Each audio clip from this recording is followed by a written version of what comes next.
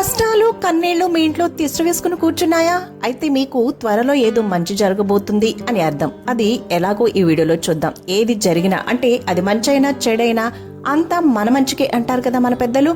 కష్టంలో కుంగిపోకుండా సుఖంలో పొంగిపోకుండా ఉన్నవాడే మహనీయుడు అంటారు ఆ కృష్ణ పరమాత్మ. మరి మన కష్టంలో కూడా మంచి ఎలాగో తెలుసుకుందాం. Welcome back to Maruti creators. నేను మీ సత్య ఓమిటి.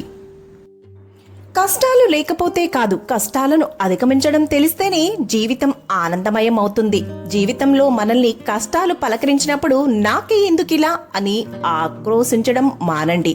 నన్ను మరింతగా సానబెట్టండి అని కష్టాలకు ఎదురొడ్డి నిలవాలి. బాధ లేకపోతే ప్రేమను అనుభవించలేం. శబ్దం లేకపోతే నిశ్శబ్దాన్ని అభినందించనులేమో. బలహీనతే లేకపోతే బలానికి అర్థమేముంటుంది? విషాదమే లేకపోతే సంతోషానికి విలువ ఎక్కడిది? కన్నీళ్లు ముంచెత్తినప్పుడు మరవకూడదు, తుఫాను తరువాతే శాంతి అలముకుంటుందని.